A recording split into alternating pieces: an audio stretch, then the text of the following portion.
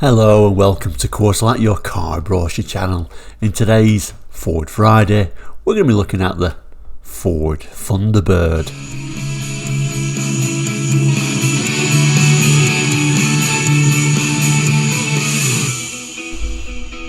Hello and welcome back in Quarterlight. If you're new to the show, we're here on YouTube looking at car brochures from around the world for the 60s, 70s, 80s and 90s, sometimes beyond that as well. So if you're interested in cars and car brochures, please consider subscribing. Anyway, today's Friday, so it's Ford Friday, where we're looking at Ford every Friday, and today it's the turn of the Ford Thunderbird, and this particular brochure is from Canada, so let's have a look at it now. And here is today's brochure. You can see at the top there it says the 1996 Ford Thunderbird, although this brochure, like I say, it's from Canada. It's actually dated September 1995, so a 95 brochure for the 1996 model year Ford Thunderbird.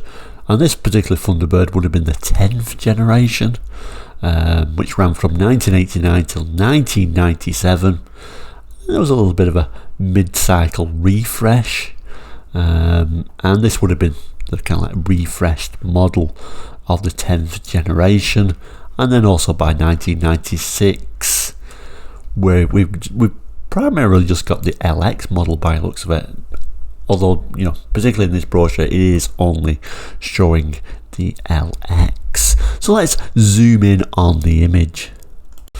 So I'll zoom in on the Ford Thunderbird there, and you can see instead of having a Ford badge at the front, we've got this sort of like a Thunderbird mascot, which looks really nice actually, in this same shape of grille as the bird, which is, I particularly like this. But overall, I kind of think it looks a very ordinary car, doesn't it, to have a name like Thunderbird. I don't know if the name really matches the car, but nevertheless, let's open the brochure up and have a look inside.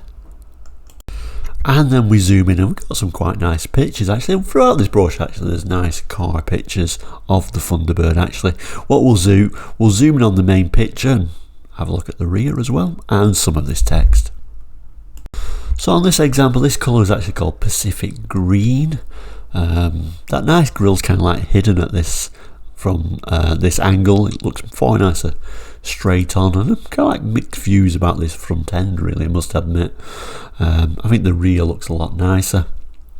We'll zoom in on those alloys as well, and actually standard these came just actually with steel wheels and hubcaps, or wheel trims if you prefer, on them, but this particular one is from the preferred option package. There are other alloy wheels available as well.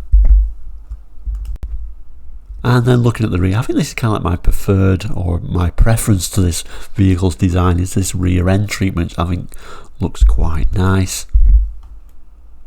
And that's the rear. Like I said, this, I think I prefer it from the rear. I particularly like these lights, again showing those Thunderbird mascots on the actual lights. We do get a Ford badge. I know a lot of earlier Fords, Thunderbirds didn't even have a Ford badge, but now we do get a Ford badge. I don't know if you can make out the script, but that says Thunderbird LX. Like I said, the LX seems to be the only trim available in this brochure at this time. Text-wise, it tells us the evolution of the Ford Thunderbird continues with a new design that's highly refined in both looks and aerodynamics, with its fresh styling, performance and handling, comfortable interior and rich appointments. Thunderbird for 1996 remains the standard of driving enjoyment in its class of personal luxury coupes. And then our next sort of image on the next page, this is just black, having a black clear coat. So we'll zoom in on this main image and some of this text again. Always difficult, I think, to get a clear image on a black car in a brochure, I always find, but like I said, the preferred part for me is this rear end. This nose I'm not too sure about. It kind of like looks a little bit plain and ordinary to carry a name like Thunderbird, but that's just my opinion. Obviously, if you've got your own opinions, please jot it in the comments. I always enjoy reading those. We also notice a different alloy. So like I say, they're all LX spec cars, but this particular one's got something called the Sport option. So these alloy wheels, which I actually prefer, I think they look a lot nicer than the previous one. So it's telling us, introduce the 1996 Ford Thunderbird with the new Sport option, which improves Thunderbird's handling and cornering capabilities. It tells us a sports-tuned, sophisticated four-wheel independent suspension equipped with variable rate coil springs, nitrogen gas pressured shock absorbers and stabiliser bars makes Thunderbird a more responsive driver's car. And here is the interior, which I do actually quite like, so let's have a look at that now. So very nice looking leather seats in what it calls sable, although the leather seats are going to be an optional extra. Not so sure about the door cards. I think a bit of different colour on there would have been quite nice, I think. The transmission tunnel, quite swoopy, but lots of kind of like black, uninteresting plastic overall. But like I say, overall I don't think it's a bad looking interior from that angle at least. This is, however, is what your standard seats would look like in what it calls luxury level cloth. Oops. We do get a nice sort of rear armrest in there, shown with the leather trim. Of course, this is the US or North American market, so it's an automatic. But nice to see a few little vents in the back there. Next page we take a look at the dash. Do like the steering wheel. Again, we've got that Thunderbird logo and even the LX in the centre of the steering wheel as well.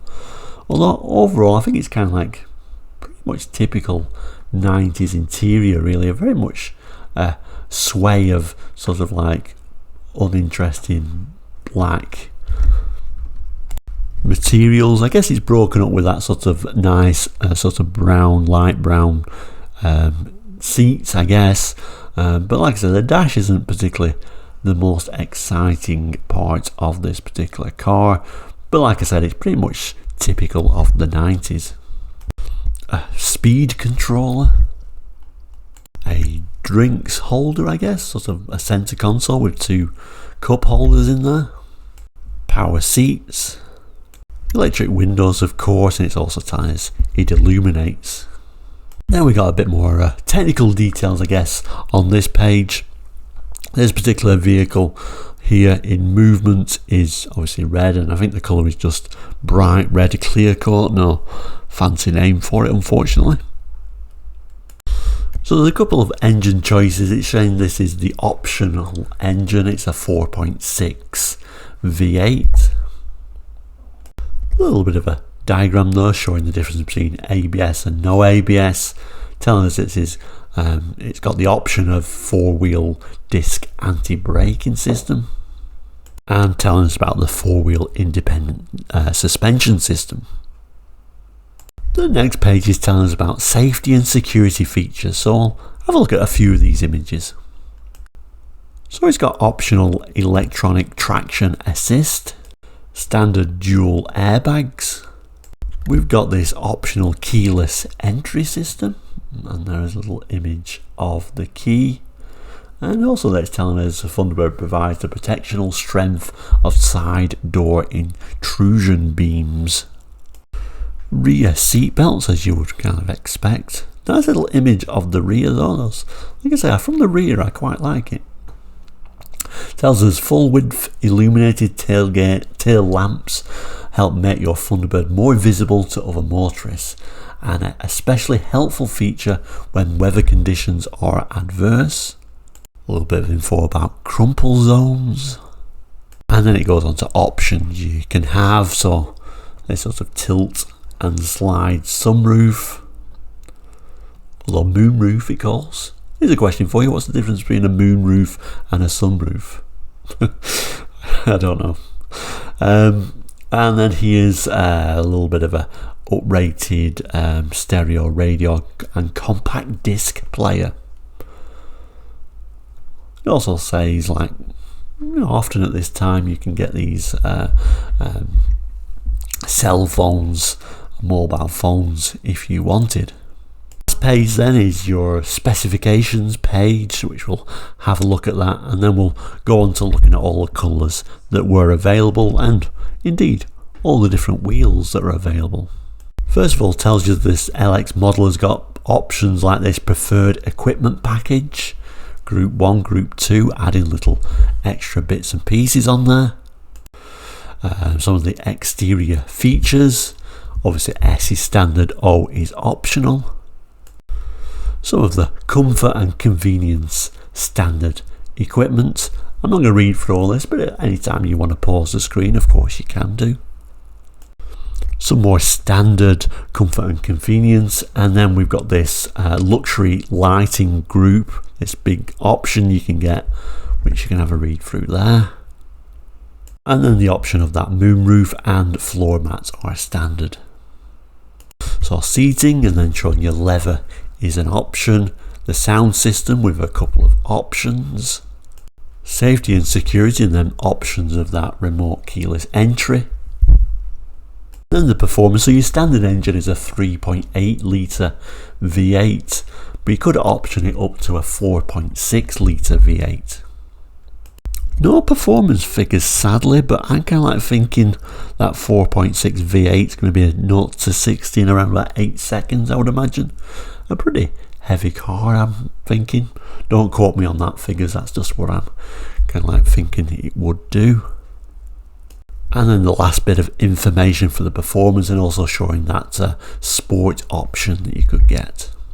And it looks like you had to have the 4.6 litre V8 to have that sport option. So here are your wheel choices. So on the left hand side, that is your standard wheel, just a simple steel wheel with that wheel trim on there. And then your alloy wheel that comes next, which we had a look at, which came in the preferred package. Next up is another alloy wheel, which we saw in the sport option package. And then this very unusual one far right, this chrome wheel. And then we'll take a look at some of the colours that are available. So light saddle clear coat metallic, this gold colour. Silver frost clear coat metallic. Also got these non-metallics by the looks of it. Bright red or black. Laser red tinted clear coat, white opalescent clear coat. Moonlight blue clear coat metallic and vibrant white clear coat. And then Pacific green clear coat metallic and an alpine green clear coat metallic. And also a silver blue mist clear coat metallic. So a little bit unusual, isn't it, having two silver metallics available in the range? That silver frost and that silver blue. Can't really tell the difference in the brochure though. Overall though, I think quite a nice range of colours. We also have this little bit of a chart which gives you an idea of what interior colour you would have against your exterior colour. So pause that screen if you want to learn a bit about that. And then this final little image of this blue one, which I guess must be moonlight blue clear coats we've just learnt. And those alloy wheels, which must mean it's got that preferred equipment package on. On the back we've got this little bit of a Ford emblem and Ford Motor Company of Canada Limited in the same script as the Ford logo. Also a little bit of a date there, 9/1995. So there we go, the Ford Thunderbird. Not something I've got really any memories of, but if you have owned one, you've enjoyed one, you've driven one, you've hated one, whatever your story is, I always enjoy reading them, so please put that in the comments. Thank you again for watching Ford Friday, where we look at a Ford every Friday. Every Friday we'll continue doing that, as well as during the week we'll look at other makes and models, of course. Tomorrow, Saturday special, where we look at a special edition model every Saturday, so look out for that. But we'll say, enjoy your weekend. Thank you so much for watching today. If you're not liked and subscribed, please do so, that helps us greatly. But do take care, and we'll see you very soon. Bye bye.